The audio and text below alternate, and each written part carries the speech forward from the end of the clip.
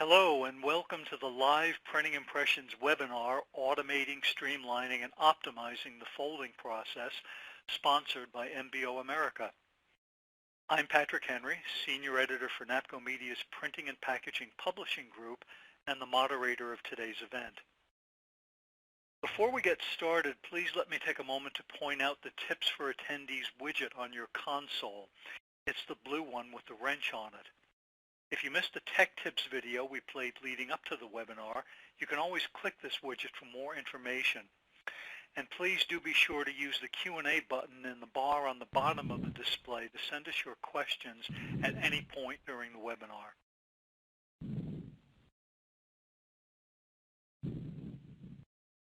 To help us learn more about getting the most from folding equipment and folding workflows, we are very fortunate to have with us today Lance Martin, Vice President of National Accounts, MBO America, and Tim Meredith, who is General Manager, Good Printers. MBO America is a leading developer of high-performance folding and finishing solutions for conventional, digital, and hybrid printing operations. Based in Bridgewater, Virginia, Good Printers provides commercial printing, publication printing, and mailing services to clients in the Washington, D.C. area and the Shenandoah Valley areas. As the title of our program indicates, our focus today is going to be on making the folding process as efficient and cost-efficient and productive as possible. Now, this also happens to be the mission of MBO America. So, Lance, let's please begin with you. Great, thanks, Pat. Welcome, everybody, and good afternoon. My name is Lance Martin. I'm the Vice President of National Accounts at MBO America. And I think we're going to have a nice discussion today talking about the entire folding process. And you'll notice it's a rather long title. It includes not only automating, but it includes the words streamlining and optimizing. Today in our industry, people say, let's automate this. And many times it doesn't necessarily mean you automate features of a machine. What many times it means is you put multiple processes together or figure out ways to optimize the characteristics of the machine. And it may very well include automating because that's a very popular thing to do in our industry today because of the turnaround times and such. But I hope today we give you an example of some of the many things that you could take a look at also. And I think our example today of working with Good Printers will prove that. It not only has the automation function in it, but it had some very interesting characteristics that we had to tackle that proved good. So let's go on. I think I'm going to show you just a moment about MBO. One of the reasons we have the ability to take a look at not only the automation but streamlining the process is you can see the way the group is built. MBO Group is actually a conglomerate of many divisions, all with certain specialties. You can see America here, which is the largest group within MBO, and we're about half the business of the entire company. And that's due to mostly to the area of coverage of North America is a major business part in the printing industry. But then you'll also see the Herzog & Hyman company, which is actually still branded Herzog & Hyman, but it is part of the MBO Group. And they bring along all the specialty finishing components of the company. They are famous in the world for working with bad papers, as I like to say, but it's the pharma stocks and the very light and slick stocks. Their folders have a lot of custom pieces, and we've learned how to manage paper and handle paper through that company a little bit differently sometimes. MBO Germany is where all of our research and development and a lot of our assembly is being done. The Portugal facility is it's a manufacturing facility of nearly 250,000 square feet that allows us to manufacture components, parts, and assemblies and build the machinery for the world. And then we've also made big steps with a lot of our partners, and I think that's really key these days because the processes that we're working with in the printing industry have many times gone outside of the core businesses of most companies, and we've elected to solve most of those problems by making excellent partnerships. So many times you'll see that we are actually playing a bit of an integrator to get a lot of these things done, and I think that's a very positive move. I wanted to give you just a couple of milestones of why we're having this discussion today. You will see, this is a lengthy list, and I promise I won't go over it, but I want to just draw your attention that if you look down the list, you can see that there's quite a bit of activity, although sparingly throughout the years, as the industry was developing and the folding business was the first machines were only put out in the mid-60s. Up through about the 2005 and 8 range, there was quite a bit of development on core technology, and then you can see a little bit of a stop after 2008, and of course that was our recession, and there was a lot of consolidation going on and internal focusing to find out how we're going to get through this, and then you'll see in the last 5 years, 2013 and on, you're going to see a flurry of new platforms and new technology that has come on, and that is the same for us. We've put out a different controls platform with new folder configurations and features and enhancements and speeds, and along with that, there's some partner solutions in here that were not even mentioned that'll be brought to light today. So that's all I wanted to show on that screen is to really make everybody known that even though this is the offset business and the digital world seems to be taking all the attentions and the headlines today, we are still making big advancements into the production of the offset sheet and get it into products, of course, that people can purchase from you. Because it's really tough to purchase a flat sheet or a roll, isn't it? So this puts us in, I just have a quick market overview. We've kind of put ourselves into 4 buckets with the commercial, digital finishing, die cutting, and specialty. And you can see after I told you about how the company is developed, we have each group being able to contribute that way to get us into most of these markets very, very soundly. We've come with a basic group concept of putting modularity, flexibility, durability, performance, and the partnerships together. That's kind of the how. So the previous slides I was kind of telling you the why piece, and this is the how piece that we're able to do that and take a step forward. So I'm going to jump now. I just wanted to take those couple of minutes. Going forward, I wanted to tell the story of what we see, and we'll see how many people in the audience have similar experiences that can draw on, and maybe we can draw some conclusions of how to go forward from that. So what we see in the current market is there's a lot of, in the offset business, there's a lot of cost reduction going on. We have, in the older days, we had people that would call up and say, hey, we need 3 folders to put on an extra 10 million pieces, and we need to get it right now. And it was more of a getting equipment out into the market to take care of growth issues. As that flattened out and after 2008, now what we see is we see very much a cost reduction environment. And I think a lot of people will identify with that. I put a little picture here of a Komori press down in the lower right-hand corner. And I just did that to remind myself to speak to the similarities we're seeing that the press people are doing right now. So the press market has the same type of thing. They have non-perfecting, slower presses with older technology and non-automation, and they're taking in, maybe they're taking out 2 or 3 presses and putting in 1. Well, what that really means is we're not growing in a volume like 2 or 3 times the volume when you put a press like that in. What you're really doing is you're putting in 1 that takes the place of 2 or 3, but the volume is staying the same, or maybe it grows a little bit, but it's not growing 100%. Maybe it's growth of 5 or 10% in volume. So that's the same type of thing we're seeing here in the folding business. We also see an incredible labor issue, and it includes challenges of aging. The millennials have just a different way of operating and learning and running their lives. The labor supply right now, of course, we all know we have a very low unemployment rates, which has its own issues to go with it. And then, of course, people are very cognizant of repetitive injuries and repetitious type things for knuckles and wrists and knees and such. And I put a reminder up here. I put an older style. You can see up here the faceplate of an older folder, which was just a set of buttons and colors. Really didn't mean a whole lot. It was very manual. That's what you push. You had to know it. You had to memorize it. You had a training issue to do that. It was hard to throw a person at it.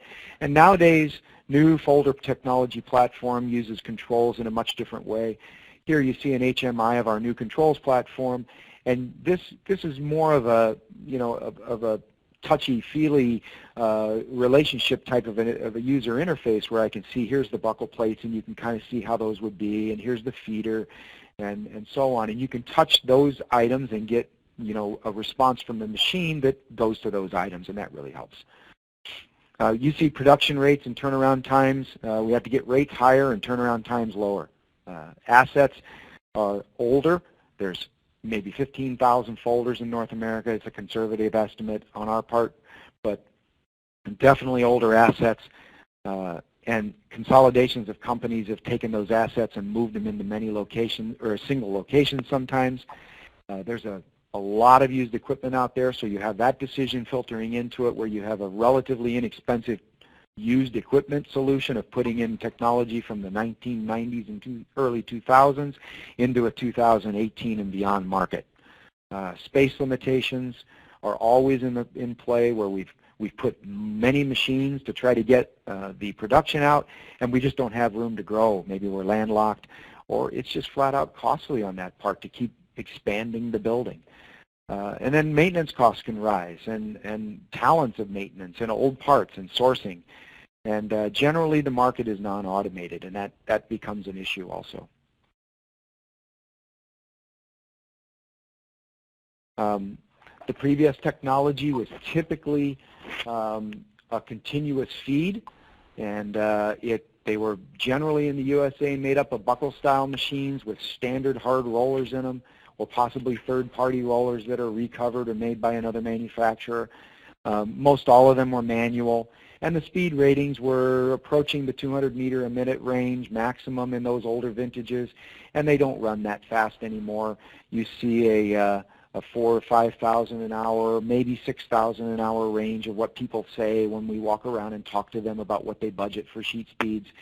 And you end up also with an interesting thing that most of the folders out there have what we would call low-end or minimal delivery sections, and that also puts in a labor pressure onto the operation of the machine. The guys at the end of the folder have very little chance. If you were able to speed up the machine twice as fast, they'd never be able to keep up. So we have more of a whole systems approach as to what's happening out there. And what's happening with newer technology today? So in that 2013 to now development period, what we have seen over the life or the recent life is that you get people looking at different feeding arrangements, and mostly it's been how can we eliminate some of the worker issues with arms and repetitive elbow problems and such, and well, maybe that's a pallet feeder.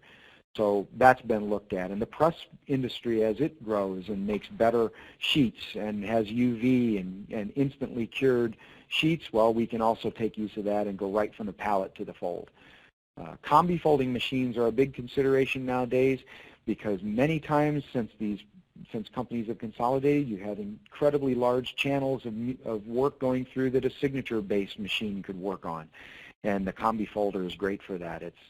It has some very unique characteristics. You can see one here in the middle is a combi machine that can do three folds, and then the buckle machine representation for three folds is on the bottom. You see there's a space issue, there's an automation issue, and so on. We focus again on deliveries because of that line item number 4. The maximum speeds of machines have increased incredibly.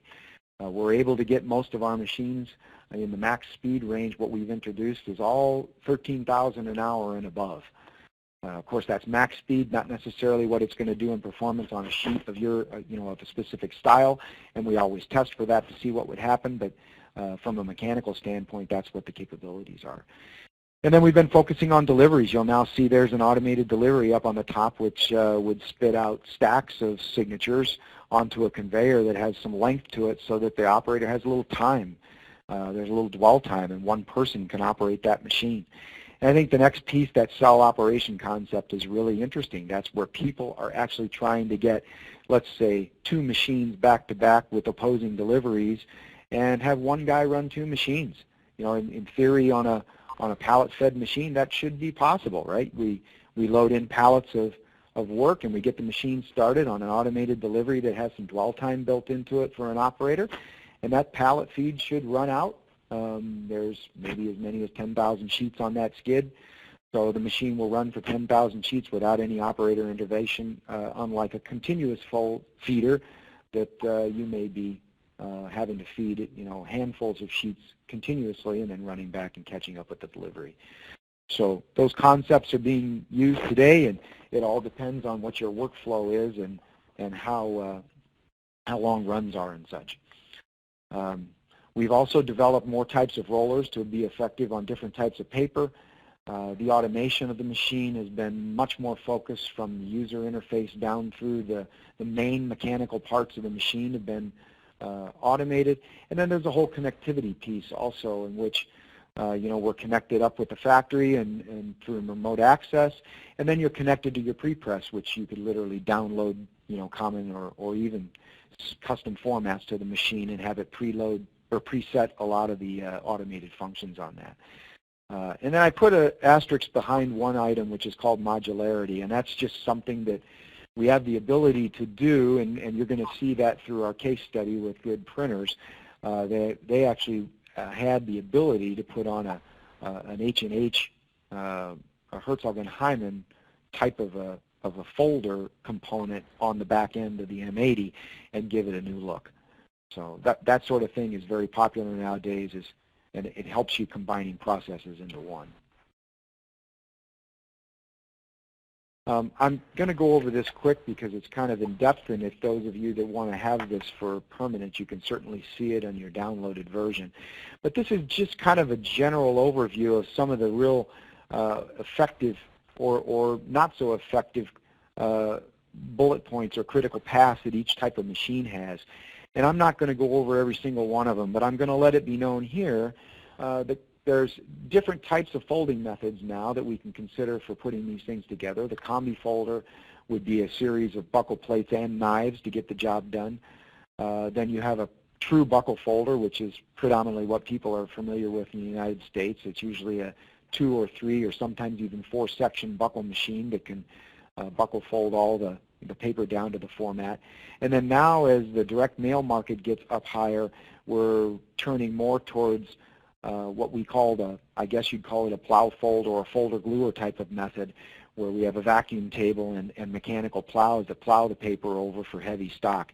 A lot of these things are going way above what a buckle folder or a knife folder is capable of folding paper-wise, up to 9, 10, 12, 14, 16 points. And this will give you further on top of that of what the lineup could be for you to take a look at. So there's all the small format things which have now become automated. There's a series of full format, the full sheet size buckle machines, and then there's this whole host of full format 30-inch and above formats for combi machines. And then this is a little known fact about folding going on right now is the landscape buckle machine. So there's a lot of efficiencies and speed upgrades that can be had by turning the sheet landscape instead of portrait running through it, because the machine can handle it a little bit quicker. And I'll go through a couple of speeds here on that in a minute. And then, of course, the plow folding techniques are all done on different types of tables and feeders. But this is the lineup you could bring to the table when you're discussing things. It's rather formidable.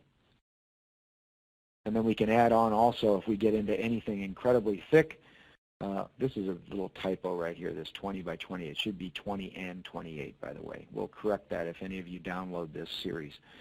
But the entire load of what things could happen on the difficult papers and the pharma stocks and the thickness folds and knife folds and such are all available for us now to integrate into our folding machines. That's one of our MBO initiatives, is to make use of all the components of MBO into the machinery.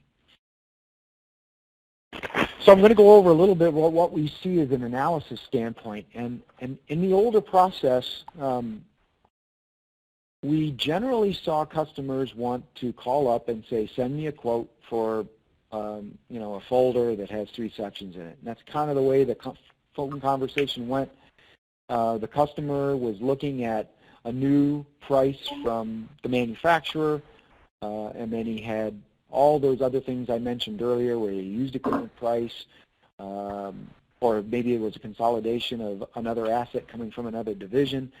They would make their decision typically on what the lowest price was, because you're kind of dealing on machinery that was, all kind of typical technology back then, and you would hire a body and possibly, 2 or 3 depending upon your shift work, and you would, basically move along the same path you were doing in the first place.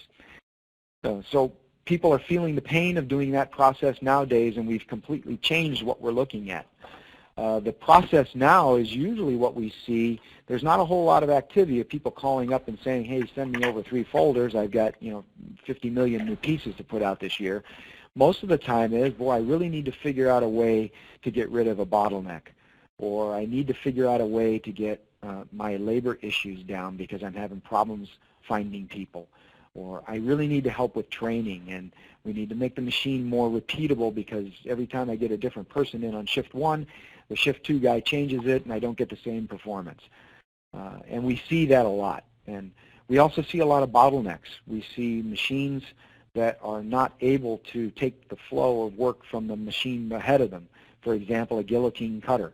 If the folder could actually trim off, the 4 inches on the wild side of the sheet and get rid of that, it could actually go straight to the folder and not have to go to the guillotine cutter. So there you completely skip a step. Those are beautiful projects because the ROI is great. You literally skip a step, the throughput comes up, and the cost goes down. So we typically do something I like to call a follow the paper.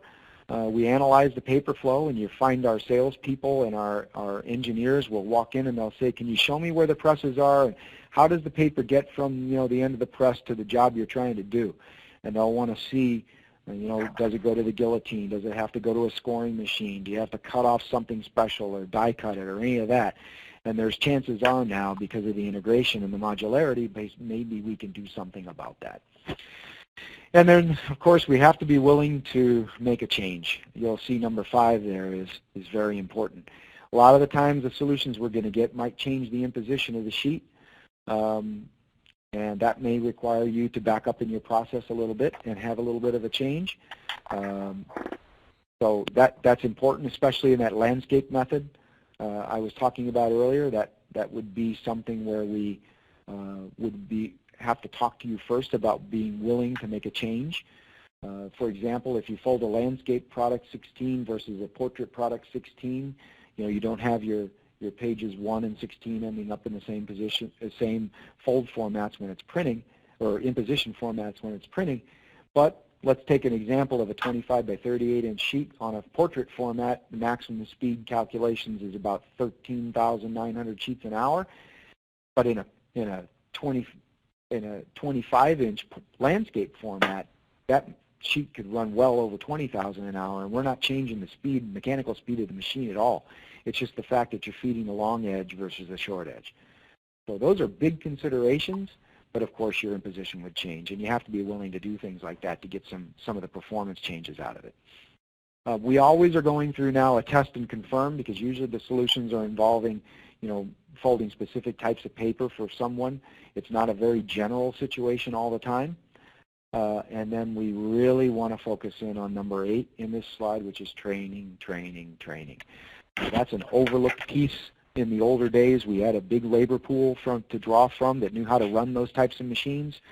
And now that we have different machines with different technology and younger people that are not necessarily used to our methods in the printing industry, we have to start making some serious investments in training.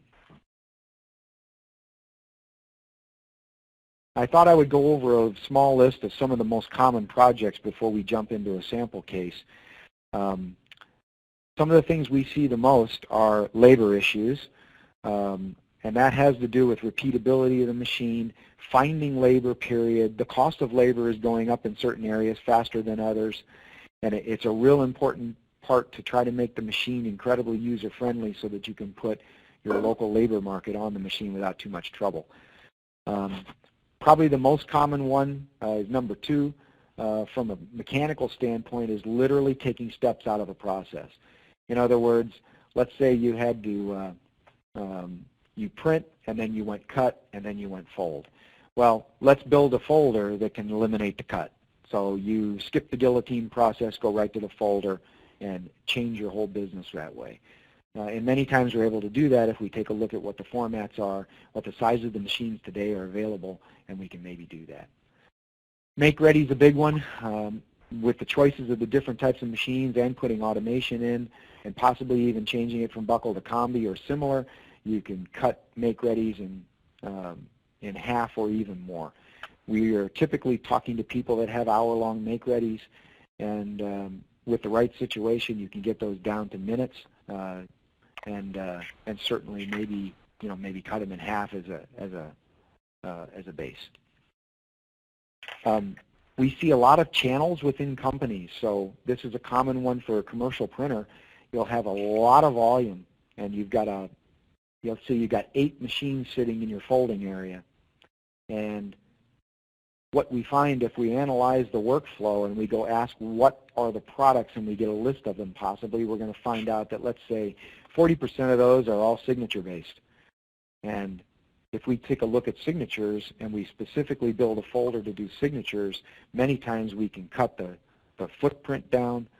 The make-ready can be cut down to minutes because the automation is easier to do on a combi machine, and then possibly even look at that pallet-fed feeder and go to that cell concept. So that's a very, very large group of projects that we have, is checking out that specific work. Then the throughput speed, I already went through the example. Many times what we see is people are always telling me that rule of thumb of 5,000 an hour is what we estimate for folding. And now with the machines today, the maximum speeds, you easily can see where you can, depending upon how you design the machine and what parts and features you put into it, we can do that 2 to 3 times better. Stock has a huge effect. We are able now, a lot of times, the manufacturers are able to put an increase of production on even bad papers. So there's different roller choices available today. There's different guide choices and gripper choices and belt choices of how the sheets are moved through folders. It's not necessarily a one type of machine fits all. And we can get difficult papers to move through machines, because I know a lot of people are moving towards lighter stocks and less costly stocks, and sometimes those aren't so great to work with. And then the last one is replacing old assets. So constantly having people with 1990s and early 2000s vintage machines, they're costly, they don't run as quick, possibly disrepair, they're quite a bit of money to keep moving, and you have to have a maintenance talent and a manual labor force that knows how to run manual machines, and you replace those assets sometimes at 2 to 3 to 1 and get the same amount of production through it.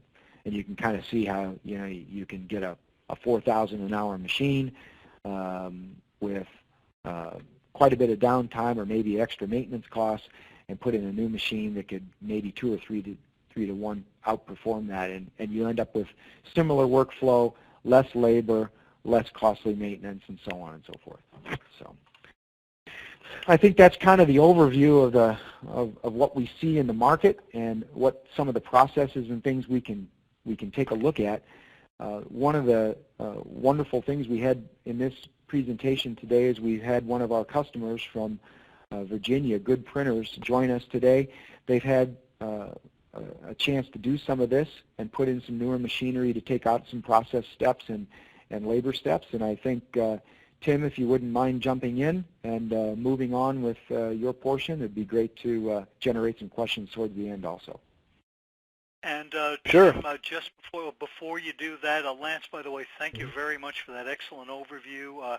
As we turn the program over to Tim, I'd like to give a reminder to our audience to keep the questions coming by using that Q&A button. We will have time for Q&A following Tim's portion of the program, and with that, Tim, please go ahead. Sure, thanks, Pat. Like you said, I'm Tim Meredith. I'm the general manager of Good Printers in Bridgewater. We're located about 2 hours south of the Washington metro area, and most of our work is generated out of that metro region. So company history, we've been around for quite a while. We were founded in 1902. Our primary business is still 40-inch offset print work. We run 2 40-inch presses and some smaller presses as well, but the most of it's coming off those 2 presses. We went into digital printing in 2010. We went into mail services in 2011. We've also done a lot lately with wide format printing and web to print services as well. We're pretty much your full gamut, full commercial shop. We do offset, digital, wide format, as I spoke about, mailing, kitting, warehouse fulfillments, and a lot of foiling, embossing, all kinds of products in those ranges. I'd like to take a moment and walk you through the problem we brought to MBO about going on 2 years now. We had a 16-page newsletter job that we've ran for probably over a decade, and this job would come in on a Friday night, or supposed to be by noon, but I think anyone in printing's been there. It's usually by end of day. Job would come in, it would be anywhere from 200 to 500,000 16-page newsletters. Customer did not require a stitch. So years ago, we were running these as a 16-page signature and finishing it down to 8.5, 5.5 nested on our stitcher with a Z-knife off the end of it. So what we tried to do was take this 2335 sheet, run it straight off the folder all the way down to an 8.5, 5.5 nested piece. So we started doing this on old manual equipment probably in 2015 by using a 32-page off the end of a 3-unit folder. So we had a 4-unit fold running anywhere from 3,000 to 4,000 an hour, running 3 sets of slits. That job was hard to make ready, hard to run consistent, and we started looking around for new technology. So we contacted MBO and said, here's the piece. We sent it up to them and to their technicians. They looked at it, put together a kind of a scope of how they would go about it. They actually, I think, brought the H&H unit in from Germany, if I remember right, for the demo. We were able to go up to their showroom, lay it out with their technicians, go over it, and we actually shipped in some portion of that job and ran it in their showroom. So we were able to go from running, at best, 3,000 to 4,000 on old setup. Production speed now is over 7,000 an hour. I've actually seen it touch 10 and on a good, when every condition's right, humidity, paper, everything falls in line. So on the next slide, you can kind of see this. It's a little hard to explain. So we were taking 4 11/17s, nesting them together, then going down to 8.5, 5.5, all out of a 2335 sheet. No guillotine knife, no use of the stitcher, just straight from press to folder.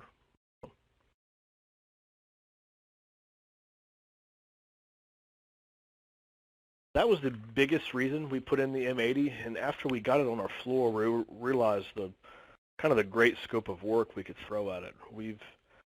We've gained production speeds. To give you another example, we just had it running yesterday. A 6-panel, a 25.5 by 11, tri-folding, then folding down to 8.5, 5.5. We actually had it, because of time constraints, on an old folder and on this new M80. So our old folder, we were able to cruise at right around 8,500 sheets an hour. The new folder was running anywhere between 12.5 and 14.5 over a couple different shift changes. So as you can see, the production we've gotten off the units at times double what we've gotten off our old machinery. I believe on the next slide we've got an actual video demonstration of that as well.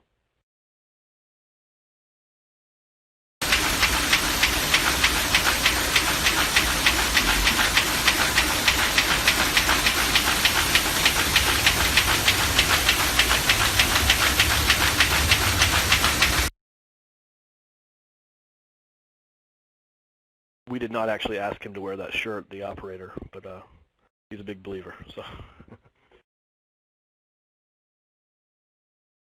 So that takes you about through some of the things we've seen from putting in the M80, and I can answer more questions during the Q&A. Tim, that was a great briefing. Thank you for that. And now let's take some questions. And again, please do use that Q&A feature to send us some. I'm going to begin with one for you, Tim. During his presentation, Lance stressed that one of the things a plant needs to do in order to optimize its folding operations is be willing to change, be open to altering your routines in the interest of achieving, that greater efficiency. So my question is, as a result of installing that M80 and achieving all of that added efficiency, did you have to change anything? Was there anything you needed to be flexible about to make all of this work as well as it did? We made several changes, actually. We actually even changed the location of our folders to be able to get more room around the folder to get more material up to the machine, so there wasn't so much back and forth of chasing down material and things of that nature. We also ran a stacker in line with the folder, which we saw big production gains off that. So we'd never had a stacker in our facility before. So utilizing the stacker, getting our workflow ironed out to where we had, if we're running 40,000 SIGs, we had enough room around that folder to put 5 or 6 skids up to that folder so they weren't having to come off. And we realized that if a machine's going to run at this kind of pace, that we have to have everything in order with the material handling and skids and where the skids are located. All those things have to come together to really achieve that top production speeds. Tim, if I could add one thing, Pat. Sure. Yeah. Tim and I had a conversation, I guess it was last month or so, and we were also talking about the whole concept of keeping the machine in its maintenance, and it's kind of, you have to change some of the views you have on the maintenance. And I think I can't remember if he used exactly these words, but it was more of a fix it when it's broke mentality in the older days versus now you have to keep it up, because you can't expect things to perform at levels like that without having proper maintenance and adjustments and calibration and so on. And truly automated machines they're only going to be as good as your upkeep and such. So I think that's a general market realization that's happening in the world. People used to just put in and I guess the manufacturers were happy about it because you could beat these things to death and they just keep folding, and that's generally true for all the older folders that are out there in the market. They're just tanks. But now you have a tank with some very automated features on it and special features, and they've got to be kept upgraded and calibrated, or they have to be preventative maintenance or whatever the words are to do. And you have to take once a year or maybe twice a year, you have to take a pain and do that. So that's a very important shift of change that we see across the market. That's correct. We used planned downtime on the machine as well, usually just a couple hours a month to go over any small issues that might have happened and try to fix it before anything ever goes down and leaves us stranded. So we usually get by with 30 minutes a week or 2 hours a month of just light maintenance work. Lance, you mentioned that there are 15,000 folders out there. I wondered if you could say, what is the average age of those machines, and what's the single biggest reason that they're really not competitive anymore? Well, I don't really have exact data on ages and such. I know in the older days, we literally, in the older factories, we were shipping out hundreds of folders a year into the market for many, many, many years, and it just kept building up. And they had a habit of not failing, right? They just don't. They're built very robustly, and that's true in all the vendors that were building things out there. And I would imagine you've got a late 90s to somewhere around the turn of the decade type of a 2000, 2001 or 2 is probably a very good average. Of course, some of them are really old, and And then, of course, you did have since 2007 and 8, you had a few people putting things in. But nowadays, the whole market doesn't put in, hundreds and hundreds of folders nowadays. In the full-size offset market, I suppose there's probably, 40 machines sold in the United States a year, and some of them are incredibly special. So that's kind of the market you're dealing with on a volume basis and what we're looking at today. Lance, here's a very specific folding situation question that was pre-submitted, and I'll read it. It says, is there a way to automate folding and gluing 100-pound cover or 10-point Teslin, T-E-S-L-I-N?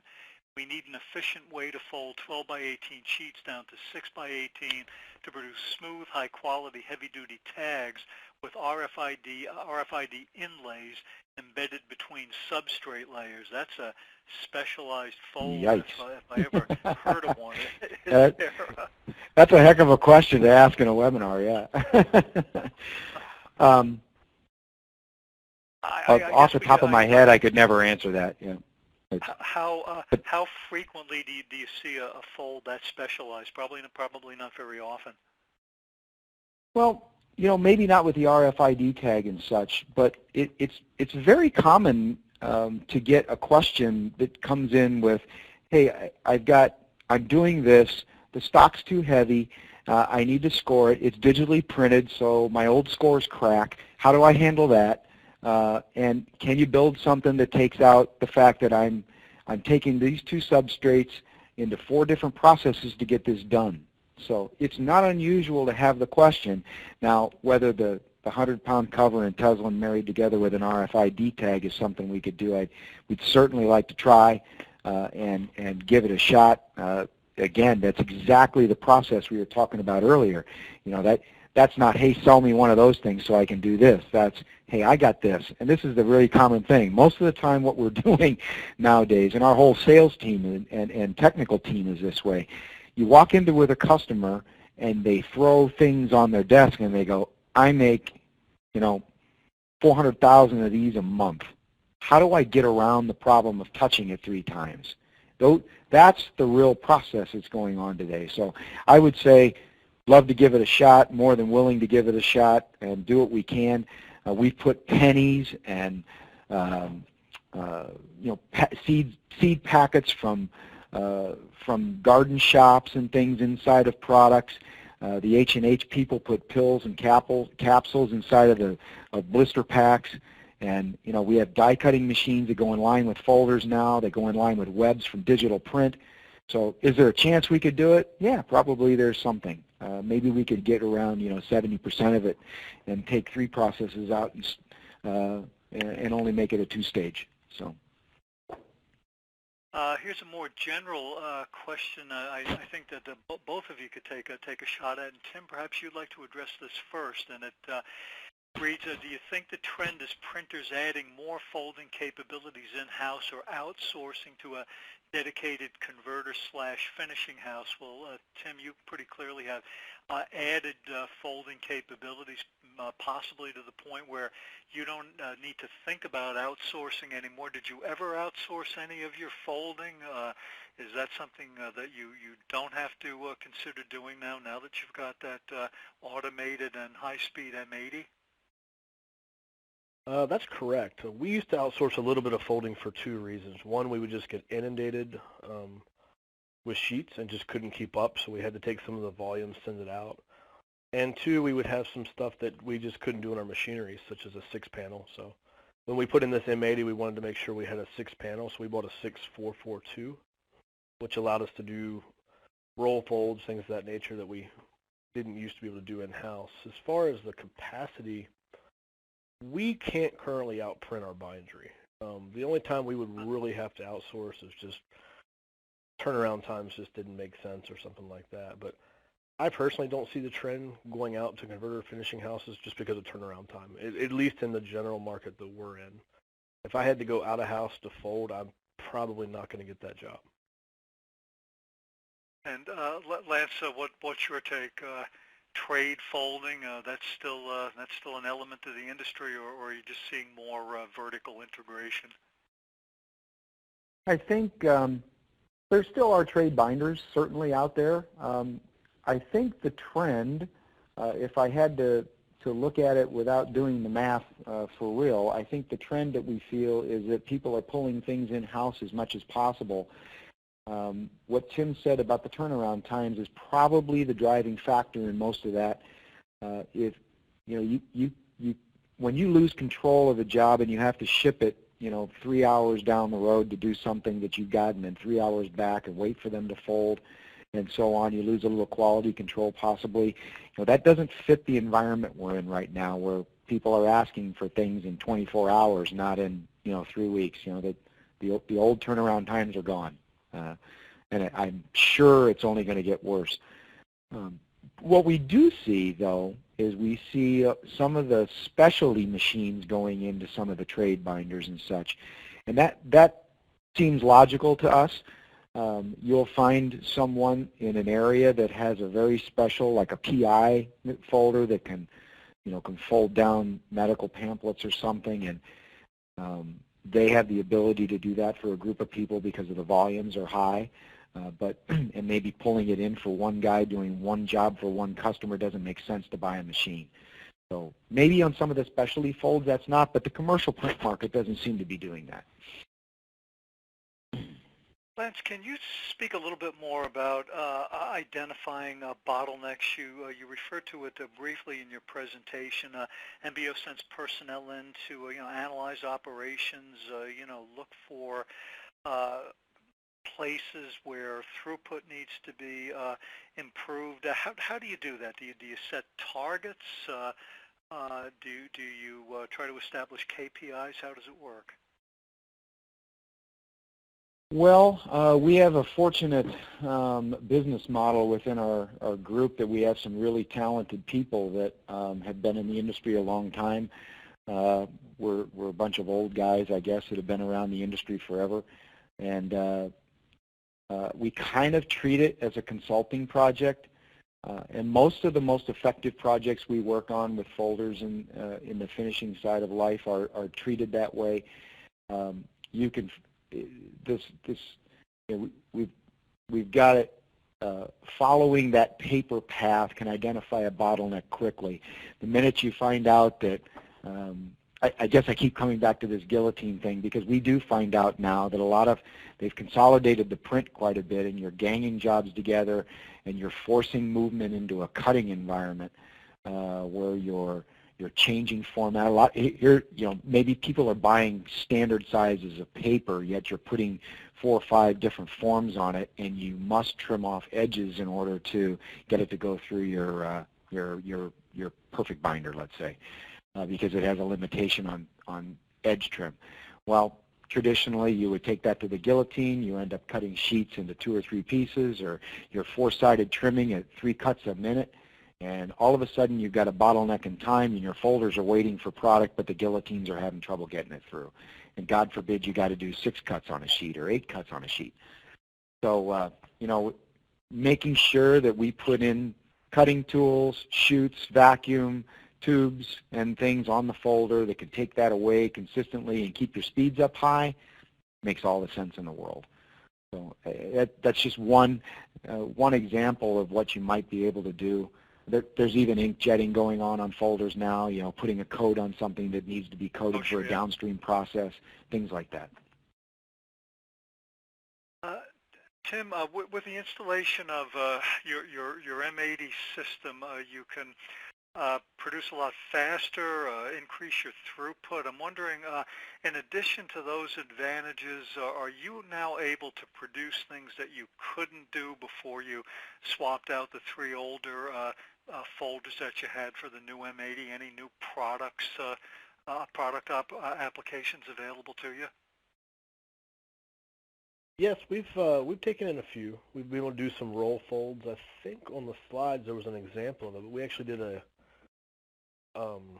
piece that was like a pocket guide that was, I want to say, a 24-panel fold going through 6 uppers and then tri-folding down. So we've taken on some specialty work that we weren't able to achieve before, or that we had to outsource, so that we were, it was harder for us to be competitive and turn the work quickly, as we've spoken to. So, yeah, I would say we've been able to take more work.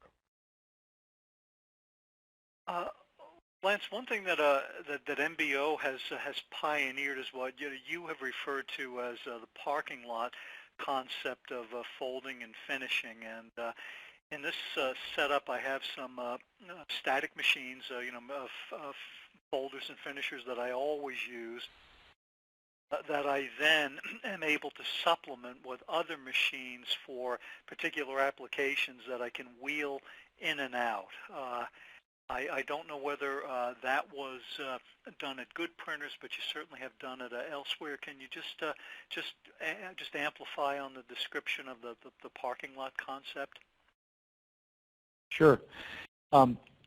The idea is that you have a core piece of business or a core machine that does a certain function that you typically always do, but there's trailing modules that could be shifted in and out to do the final piece and make it a complete process, right? So it's a little less of an impact on just on a static sheet fold, but it still works the same. So the parking lot might be that you have a single knife, or maybe a parallel knife, or a glue module set up in a manual configuration with segmented rollers and segmented and glue platelets to do a specific job. The machine is integrated now so that it can take all those different modules. So just because you bought, let's take Tim's piece. So he has I think it was a 6642 was the configuration. The last two is actually a Herzog and Hyman unit. It's a pharmaceutical unit with great big rollers, because by the time you folded that newsletter piece down, the thickness was so big it's hard to get through a standard unit. So he could have put in maybe a knife to go back there. You could have put in, after the second unit, you could have stuck in a table to affix maybe a card, even if you wanted to get really crazy, and then put the third unit after that. So the parking lot concept would be that you have 3 or 4 modules that can be put into a standard type of a configuration, ready and willing that you're able. And all you really need to do is plug them into the control system. Now, many times you have, you might not be able to get full functionality of automation out of all those controls, because sometimes those units are rather special and it's not practical to automate something. But many times you can still get all the functionality out of them to get the job done. And taking the process steps out is probably the most important part of the ROI. Take 2 processes and turn them into one, and you almost always will win. Tim, I wonder if you could speak about the ergonomic advantages of replacing 3 older manually operated folders with a new highly automated system. How's that making life easier for your operators? Less bending, less lifting. Why is it good for them ergonomically?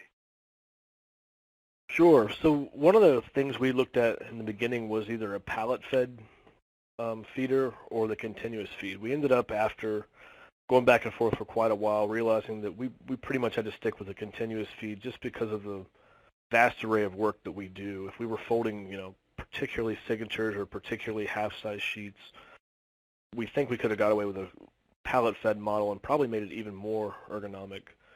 But what we've been able to do and achieve that way is to put the stacker in. The stacker has pretty much made so no one ever is bending down. They're taking off loads that are being sectioned out, usually in 50s and 100, and we're putting them onto a pallet that's already lifted up to machine height that goes down as it fills up, instead of having to reach down to the floor. So the guys like running it. It's instead of having to go up and down all day long, that stacker's pretty much doing a lot of that work for them. Lance, do you want to comment on? Yeah, go ahead. Yeah, I think so. I might not have done the best job of stressing that part of the machine as well as I should have. but you can imagine there is no possible way, if you take a machine and an operating environment where you're producing something at 4,000 or 5,000 an hour, and just walk down to that machine, no matter what it was, and turn it up, and the delivery on the end of it was 3 feet long and just spits out shingled product onto the table, the operator has no time to fly anything at 10,000 an hour. Maybe they could do it for 15 minutes or so, but eventually, they will lose the battle, or you'll have to start throwing more people at it, and then your ROI goes away. So different types of deliveries to do the right job is a big deal. The minute you get up into signatures coming off of a machine at 8, 9, 10,000 an hour, you basically have to put in a machine that is going to stand them up properly into a stack and slow them down to the point and give the operator some dwell time to work. He still has to make touch-ups on the machine, or if you're a continuous feeder, you have to load paper. You have to still take the stack, put it on a skid. You have to have a skid raising device, to get it at proper working level so you don't cause any problems with elbows and backs. And all those things have to be looked at. That has nothing to do with the machine. What it has to do with is the fact is you're throwing product out the end of it 2 or 3 times faster than you ever were. So, and that's something in the older days, nobody seemed to spend more than the minimum for a simple belt shingle table to go at the end of a folder. And you walk through most shops and you see them. And the new way of doing things is either to band it or put it into a stack and move it out onto a table so that it's ready to be put on a skid in its form.